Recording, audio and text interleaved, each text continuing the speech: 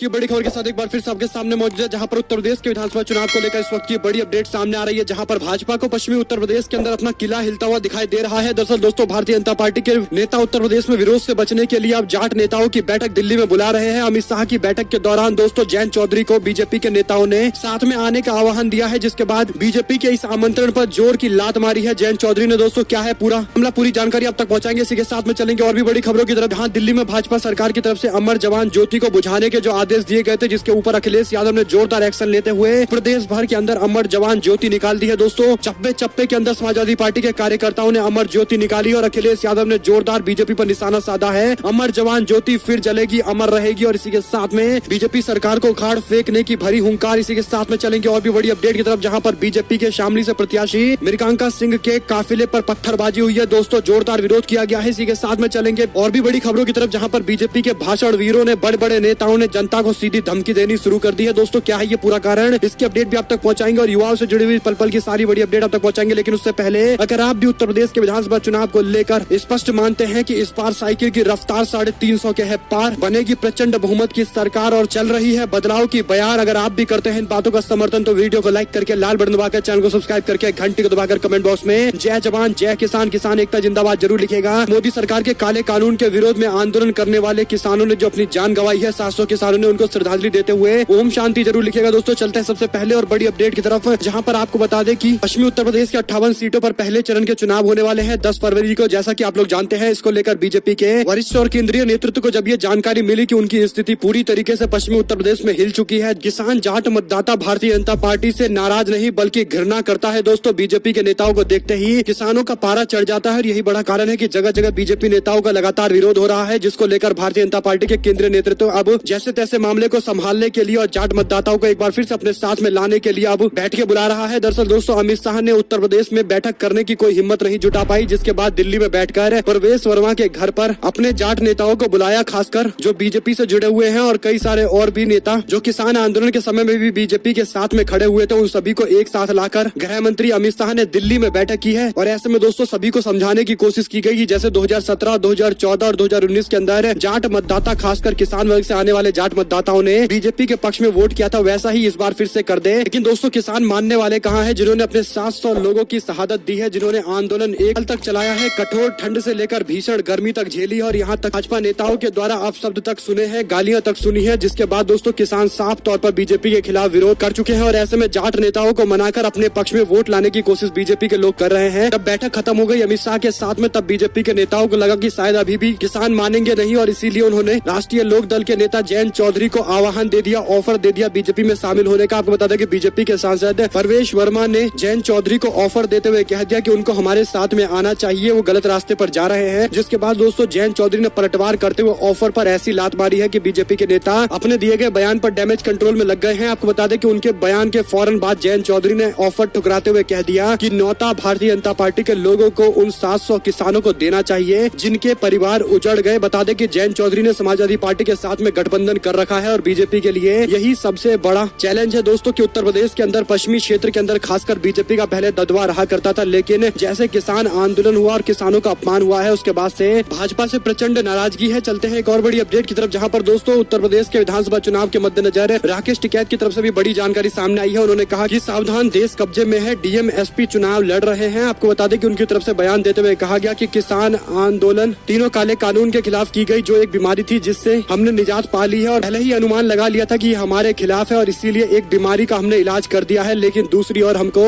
ये बात भी ध्यान में रखनी चाहिए कि कहीं ये फिर से नाम बदलकर दोबारा यही कानून ना लेकर आ जाए। इसी के साथ में उन्होंने कहा कि केस वापस अभी कई राज्य में नहीं हुए हैं, जिसका विरोध हम करते रहेंगे। अजय टेनी की गिरफ्तारी भी हमारा सबसे बड़ा मुद्दा है। लेकिन दोस्तों आगे जाते जाते टिकैत ने एक बड़ा खुलासा करते हुए सभी वोटरों, सभी कार्यकर्ताओं, नेताओं को सचेत रहने के लिए कहा है। राकेश टिकैत बोले, कहा कैमरा और कलम पर बंदूक का पहरा है, आज पूरा सिस्टम फ्लॉप हो चुका है। टिकैत ने प्रशासन पर आरोप लगाया है कि मतगणना में डीएम और एसपी जहां भी होंगे वहां पर 15,000 सरकारी वोट अपने साथ में लेकर चलेंगे। हमने किसानों के लिए प्लेटफॉर्म तैयार किया है, हर पार्टी किसानों के मुद्दे को अपने एजेंडे में रखेगा। आपको बता दें कि जो बुजुर्ग लोग हैं, जो 60 साल से ऊपर हैं, उनको और जो सर्विस में लोग हैं, उन सभी को पोस्टल बैलेट से वोट देने का अधिकार है। और ऐसे में पोस्टल बैलेट डीएम और एसपी के निगरानी में ही खुलते हैं। और ऐसे में दोस्तों टिकैत ने साफ तौर पर सचेत रहने के लिए कह दिया है। चलते हैं एक और बड़ी अपडेट की तरफ, जहां पर अखिलेश यादव यादव ने अमर जवान ज्योति बुझाने को लेकर बीजेपी के नेताओं पर जोरदार निशाना साधते हुए सुबह ट्वीट किया कि अमर जवान ज्योति की स्मृति में आज यानी 26 जनवरी को हम सब अपने अपने स्तर पर एक ज्योति जलाएंगे और मिलकर एक देश की आवाज उठाएंगे। 26 जनवरी को संकल्प लेते हुए उन्होंने कहा कि अमर जवान ज्योति फिर से हम जलाएंगे। अमर जवान ज्योति का अपमान करने वाले को कभी देश माफ नहीं करेगा। जिसके बाद दोस्तों सुबह से लेकर शाम तक लगातार समाजवादी पार्टी और लोगों ने अपना अपना योगदान देना शुरू कर दिया। अमर जवान ज्योति लोग अपनी तरीके से जलाने लगे और इसी में आपको बता दें कि अखिलेश यादव की तरफ से भी ट्वीट करते हुए दिखाया गया कि उन्होंने मोमबत्ती जलाकर एक ज्योति जलाई है, जिससे अमर जवान ज्योति जलाने का संकल्प लिया है और लगातार जलता रहेगा। ये भी संकल्प उनकी तरफ से लिया गया है। वहीं आपको बता दें कि समाजवादी पार्टी की तरफ से एक और ट्वीट करते हुए लिखा गया कि राष्ट्रीय अध्यक्ष श्री अखिलेश यादव जी के आह्वान पर अमर जवान ज्योति की स्मृति में पूर्व कैबिनेट मंत्री एवं मुख्य प्रवक्ता श्री राजेंद्र चौधरी जी ने जलाया स्मृति दीप। वहीं अखिलेश यादव ने भी ट्वीट करते हुए ये दीप दिखाया है। दोस्तों अमर जवान ज्योति को लेकर अखिलेश यादव ने लिखा कि अमर जवान ज्योति फिर जलेगी, अमर रहेगी और जिन लोगों ने अमर जवान ज्योति का अपमान किया है उनको जनता सबक सिखाकर मानेगी। इस पर आप लोग की क्या कुछ राय है लिखकर जरूर बताइएगा। अमर जवान ज्योति अमर रहे कमेंट बॉक्स में लिखकर जरूर बताइएगा, क्योंकि भारत और पाकिस्तान के बीच में हुए 1971 के युद्ध में अपनी जान गंवाने वाले सभी लोगों का एक प्रतीक है, उनके शहादत की ये प्रतीक है। लेकिन इसको बीजेपी के सरकार ने जिस तरीके से आया है उससे जनता में काफी नाराजगी देखने को मिल रही है। चलते हैं एक और बड़ी अपडेट की तरफ, जहां पर शामली के अंदर बीजेपी के प्रत्याशी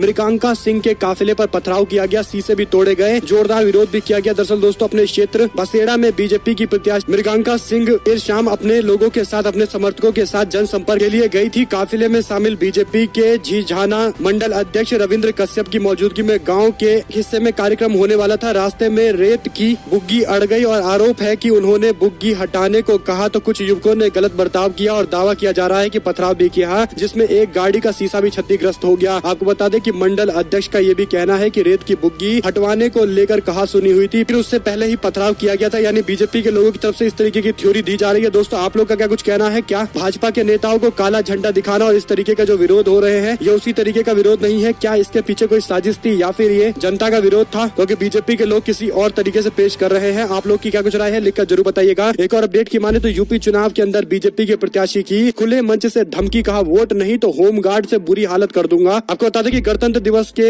आयोजित एक कार्यक्रम में बीजेपी के प्रत्याशी राजेश सिंघल ने मंच से धमकी देते हुए विवादित बोले हैं। उन्होंने कहा कि अगर चुनाव में उन्हें वोट नहीं दिया गया तो स्थिति होमगार्ड से बदतर हो जाएगी। बीजेपी के प्रत्याशी यह बयान सदर कोतवाली के ठीक सामने गणतंत्र दिवस के झंडा फहराने के दौरान दे रहे थे। यानी पुलिस वालों को धमकी दे रहे होंगे, लेकिन इस तरीके की धमकी की भाषा बीजेपी नेताओं के द्वारा लगातार जारी है। आप लोग जानते हैं कि इसके पीछे क्या कारण है? सत्ता की हनक है अभी तक नेताजी में। और एक और अपडेट की माने तो रिपब्लिक डे पर कांपती हुई आवाज में पूर्व सपा के सुप्रीमो मुलायम सिंह यादव ने पार्टी के कार्यकर्ताओं से भावुक अपील कर दी। सपा के सुप्रीमो मुलायम सिंह यादव ने पार्टी कार्यकर्ताओं से गणतंत्र दिवस पर बुधवार को सभी देशवासियों को संविधान को मजबूत करने का आह्वान किया तथा देश की रक्षा और सम्मान में हर त्याग करने के लिए तैयार रहने के लिए और युवाओं को सर्वोपरि अपना देश रखने के लिए कहा। यूपी के कद्दावर नेता, उनकी उम्र का प्रभाव साफ तौर पर देखने को मिल रहा है, लेकिन उनके भाषण में बिल्कुल भी तेज कम नहीं हुआ। उन्होंने अपने ओजस्वी भाषण में कहा कि समाजवादी पार्टी के वर्करों को राष्ट्र को मजबूत करने के लिए अब लगातार काम करने की जरूरत है, राष्ट्र को बचाने की जरूरत है, देश के संविधान को बचाने की जरूरत है। एकजुट होकर राज्य में और पूरे राष्ट्र के अंदर एक परिवर्तन और एक मजबूती देने की जरूरत है। अखिलेश यादव भी उनके साथ में मौजूद थे। यानी समाजवादी पार्टी के कार्यकर्ताओं को स्पष्ट संकेत दिए गए हैं कि संविधान को बचाने के लिए उनको अब मजबूत करना पड़ेगा, देश को संविधान को मजबूती से लागू करना पड़ेगा। इसी के साथ में बीजेपी के विधायक का एक और विवादित बयान, दोस्तों बस गोली मारना नहीं, बाकी जो करना है कर लो, मैं देख लूंगा। ये बयान बीजेपी के नेता की तरफ से आया है। आपको बता दें कि उत्तर प्रदेश के अंदर चुनाव प्रचार अपने चरम सीमा पर है, वहीं पर नेताओं के बयानबाजी अब और विवादित हो चली है। भारतीय जनता पार्टी के किदवई नगर से विधायक और पूर्व मंत्री महेश त्रिवेदी ने समर्थकों के सामने विवादित बयान दिया। इस वीडियो में महेश त्रिवेदी ने अपने समर्थकों से मुखातिब होते हुए कह दिया कि आताताई और चुनाव में गड़बड़ी करने वाले लोगों को कतई बख्शा जाना नहीं चाहिए, उनको लाठी, डंडे, जूते और चप्पल से सबक सिखाया जाए। इसके आगे बोलते हुए महेश त्रिवेदी ने कहा कि गोली मत मारना, बाकी सब हम देख लेंगे। यानी दोस्तों गुंडई करने के लिए खुला आमंत्रण अपने समर्थकों को दे रहे हैं, जबकि ये लोग सरकार में हैं। कम से कम इनको गवर्नमेंट का और एस्टेब्लिशमेंट का पूरी तरीके से समर्थन करना चाहिए, पुलिस व्यवस्था में विश्वास होना चाहिए। लेकिन इस तरीके से खुले में गुंडागर्दी करने की अपील बीजेपी के वर्तमान विधायक कर रहे हैं। देखते हैं जनता वर्तमान का छोड़ती है या पूर्व बना देती है। इसी के साथ में एक और अपडेट है, जहां पर बेगुनाह छात्रों पर लाठीचार्ज बनेगा बीजेपी के ऐतिहासिक पतन का कारण। अखिलेश यादव की तरफ से ये बड़ा बयान दिया गया। सपा के सुप्रीमो अखिलेश यादव ने छात्रों का समर्थन करते हुए ट्वीट करते हुए कहा कि इलाहाबाद में बेगुनाह छात्रों को पीटा गया, रोजगार के लिए हक की आवाज उठा रहे छात्रों को पीटा गया, पुलिस के द्वारा हिंसक प्रहार शर्मनाक और घोर घोर निंदनीय है। भाजपा सरकार में छात्रों से दुर्व्यवहार किया जा रहा है। रोजगार के लिए हक की आवाज उठाने वालों को पीटा जा रहा है। पुलिस के द्वारा हिंसक प्रहार शर्मनाक, घोर निंदनीय। भाजपा सरकार में छात्रों से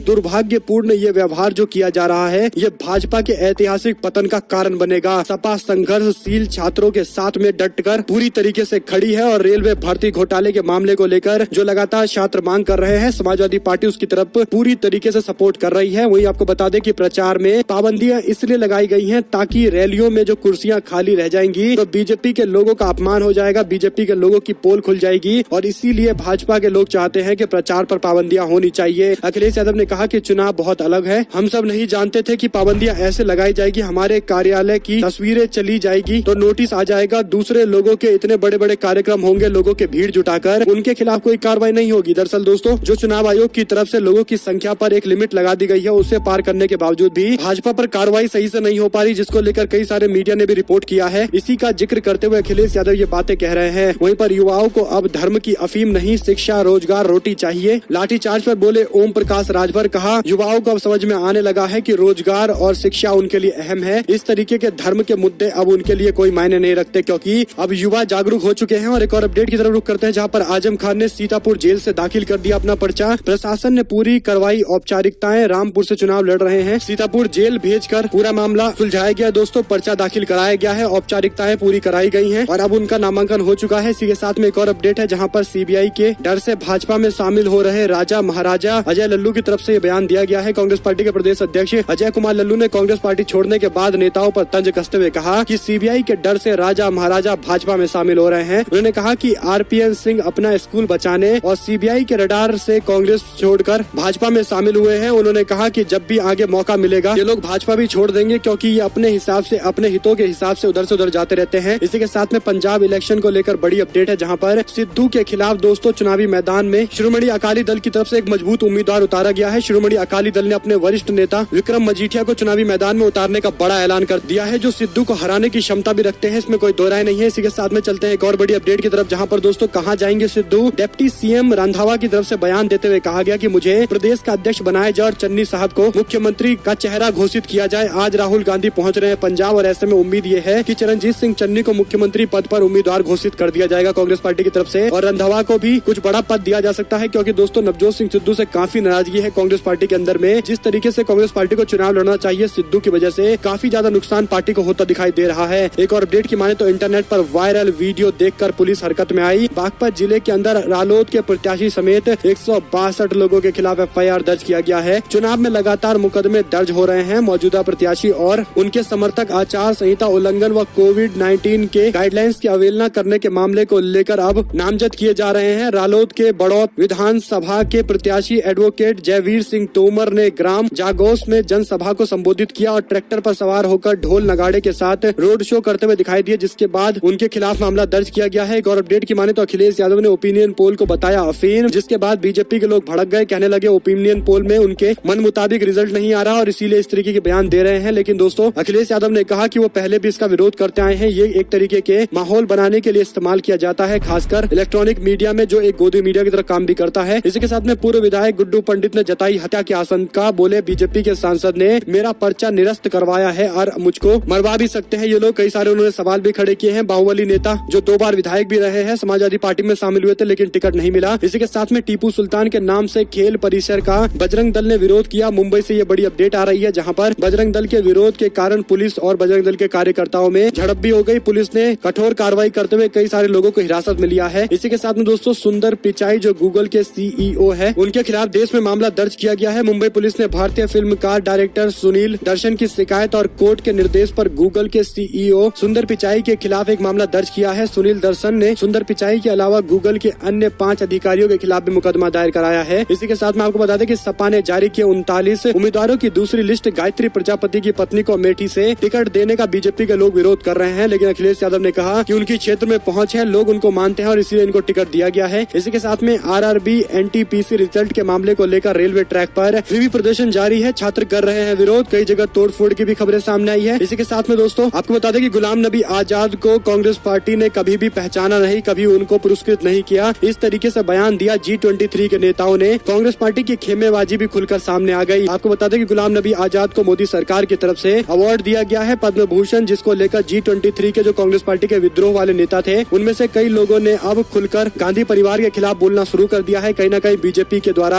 उठाए गए कदम का G23 यानी कांग्रेस पार्टी के ही अपने बागी लोग समर्थन करते दिखाई दे रहे हैं और कहीं न कहीं बीजेपी के चले गए चाल में फंस चुके हैं दोस्तों, और अवार्ड दिए जाने पर अपने ही नेताओं के खिलाफ बयान दे रहे हैं। इसी बीच बीजेपी के मेंबर हैं लेकिन हमें भूख से नहीं मरना, कांग्रेस पार्टी के नेता ने शेयर किया एक युवा का दर्द। RRB NTPC एग्जाम रिजल्ट में कथित गड़बड़ी के मामले को लेकर छात्रों के आंदोलन को लेकर कई सारे वीडियो सोशल मीडिया पर आए हैं। कांग्रेस पार्टी के नेता श्रीनिवासन ने एक ट्वीट किया है। इस ट्वीट में उन्होंने एक वीडियो जारी किया है जिस वीडियो के अंदर एक शख्स कह रहा है कि वो बीजेपी का समर्थक है लेकिन भूखे नहीं मर सकता और इसीलिए उसने RRB NTPC एग्जाम रिजल्ट नहीं आने के बाद ये विरोध किया है। इसी बीच आपको बता दें कि पटना में छात्रों के हंगामे पर खान सर ने भी सरकार को दी कौन सी नसीहत। मीडिया से बात करते हुए खान सर ने कहा कि 8 मिलियन ट्वीट कराने के दौर में ही सरकार ने ये कदम उठाया होता तो इतना उपद्रव नहीं होता। लड़कों ने आरा में जो किया वो गलत है, हिंसा कभी स्वीकार्य नहीं है। RRB ने एक उचित कदम उठाया है कि सारे छात्रों से उनके सुझाव 16 फरवरी तक लिए जाएंगे। और एक और अपडेट है जहां पर बसपा के अध्यक्ष शिवपाल यादव का बयान, कहा साइकिल चुनाव चिन्ह को 28 तारीख में अपना चिन्ह मानकर नामांकन करेंगे। जसवंत नगर की सीट से रिकॉर्ड तोड़ जीत होगी। अखिलेश यादव के नेतृत्व में हम सरकार बनाएंगे। पूरे यूपी में बीजेपी के खिलाफ जबरदस्त माहौल है। शिवपाल यादव की तरफ से ये टिप्पणी उस वक्त आई है जब समाजवादी पार्टी और प्रसपा के बीच में पहले दूरी हुआ करती थी, लेकिन अखिलेश यादव से बातचीत होने के बाद अब समझिए कि प्रसपा पार्टी लगभग एग्जिस्ट नहीं करती और समाजवादी पार्टी के नेता अखिलेश यादव की पार्टी समाजवादी पार्टी में अनौपचारिक रूप से शामिल हो चुके हैं शिवपाल यादव, क्योंकि उन्हीं के इलेक्शन सिंबल पर चुनाव लड़ेंगे। तो आप लोग समझ सकते हैं कि पार्टी जो पहले दो अलग अलग हुई करती थी अब दोनों की एक ही पार्टी हो गई है और परिवार भी एकजुट हो चुका है। इसी के साथ में 72 सालों के बाद भी अधूरे हैं बाबा साहब के सपने। संवैधानिक दायित्वों में कांग्रेस पार्टी और बीजेपी दोनों ने अपना मुंह मोड़ा है। मायावती की ओर से 26 जनवरी को संबोधित करते हुए ये सब बातें कही गई हैं। उनकी तरफ से बाबा साहब अम्बेडकर के सपने को साकार बनाने में कांग्रेस पार्टी और बीजेपी विफल रही है, ये टिप्पणी करते हुए निशाना साधा गया है। इसी के साथ में आपको बता दें कि सभी दलों के प्रत्याशी कर रहे हैं आचार संहिता का उल्लंघन, लेकिन बीजेपी के नेताओं पर कार्रवाई करने से प्रशासन हिचकिचा रहा है। यूपी के विधानसभा चुनाव के पहले चरण में ताज नगरी आगरा के 9 विधानसभा के प्रत्याशी आचार संहिता का उल्लंघन कर रहे हैं। इसके बावजूद प्रशासन ने अभी तक केवल 3 पर कार्रवाई की है सत्ताधारी दल की ओर से। तो प्रशासन की नजर थोड़ी कमजोर नजर आती है जब भी सत्ता पक्ष की ओर से कोई कोरोना के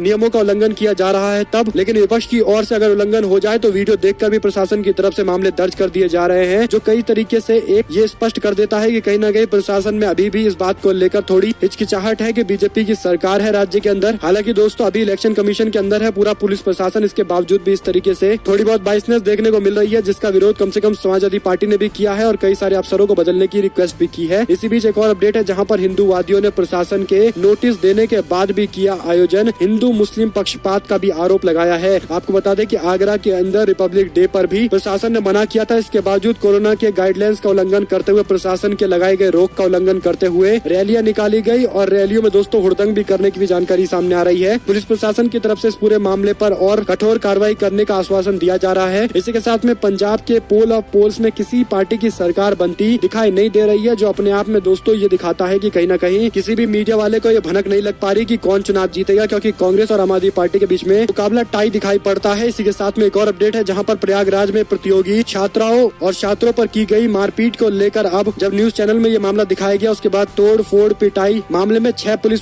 कर्मियों को सस्पेंड कर दिया गया है। इंस्पेक्टर राकेश भारती, SI शैलेंद्र यादव भी निलंबित कर दिए गए हैं। इसी के साथ में एक और जानकारी है जहां पर हरीश रावत को रामनगर सीट से उतारे जाने पर उत्तराखंड कांग्रेस के कार्यकारी अध्यक्ष ने सवाल खड़े कर दिए हैं। वहीं आपको बता दें कि राजस्थान के अंदर सुदर्शन न्यूज की तरफ से जयपुर के शिव मंदिर पर मजार बनाने के जो दावे किए गए थे वो फर्जी निकला है। वीडियो जारी करते हुए इस तरीके से भ्रामक खबरें फैलाई गई और कहीं न कहीं एक तरीके से सांप्रदायिक तनाव को और बढ़ाने की कोशिश की गई थी, लेकिन पुलिस प्रशासन की ओर से जब पूरे मामले की स्पष्ट जानकारी इकट्ठा की गई तब ये जानकारी आई है कि ये पूरा प्रोपोगेंडा था, एक तरीके से राज्य के अंदर अशांति फैलाने की कोशिश की गई थी। वही दोस्तों एक और बड़ी जानकारी है जहां पर मुजफ्फरनगर के अंदर भारतीय जनता पार्टी के कई उम्मीदवारों का जो विरोध हो रहा है उसके बाद बीजेपी के लोग मुजफ्फरनगर में वर्चुअल रैली की तरफ जा सकते हैं, इस तरह की भी जानकारी सामने आ रही है। इसी के साथ में आपको बता दें कि भारतीय जनता पार्टी को लेकर और वोटरों को लेकर एक बड़ी जानकारी है जहां पर अमित शाह ने इस सम्मेलन में यानी बीजेपी के जाट सम्मेलन में बोला कि बीजेपी जाटों का रिश्ता 650 साल पुराना है। जाटों ने भी मुगल से लड़ा था, बीजेपी ने भी मुगल से लड़ा है। महेंद्र सिंह टिकैत को मोदी जी के अलावा किसी ने सम्मान नहीं दिया, इस तरीके से बयान देते हुए जैसे तैसे जाट नेताओं को साधने की कोशिश कर रहे हैं। लेकिन सवाल अभी के हालात को लेकर पूछे जा रहे हैं। जो वर्तमान में आंदोलन हुआ था जिसमें लोगों ने जान गंवाई है, उस पर बीजेपी के नेताओं के पास कोई जवाब नहीं है। इसके साथ में कांग्रेस पार्टी ने उत्तर प्रदेश के अंदर तीसरी सूची सूची जारी कर दी है। दरअसल दोस्तों कांग्रेस पार्टी की ओर से जो बड़े नामों का ऐलान किया गया है, जिसमें नूरपुर से चुनावी मैदान में बाला देवी सैनी है और कुंदारकी से एहसन खान को चुनावी मैदान में उतारा गया है और हाथरस से सरोज देवी को चुनावी मैदान में उतारा गया है और भी कई सारे जाने माने नाम है जिनको चुनावी मैदान में उतारा गया है। कांग्रेस पार्टी ने बेहट से पूनम कंबोज को मैदान में उतारा है, जबकि नकुड़ से रणधीर सिंह कांग्रेस पार्टी के प्रत्याशी होंगे। सहारनपुर से संदीप राणा को कांग्रेस पार्टी ने प्रत्याशी बनाया है। ऐसे में दोस्तों अगर आपको एक भी खबर अच्छी लगी हो तो इस वीडियो को लाइक करिएगा, लाल बटन दबाइए, चैनल को सब्सक्राइब करिए, घंटे दबाइए, हमारे साथ लगातार बने रहिए। जुड़े ऐसे दोस्तों का बहुत बहुत धन्यवाद। आप लोग देख रहे थे आपका अपना चैनल। जय हिंद, जय भारत, वंदे मातरम। बहुत बहुत धन्यवाद।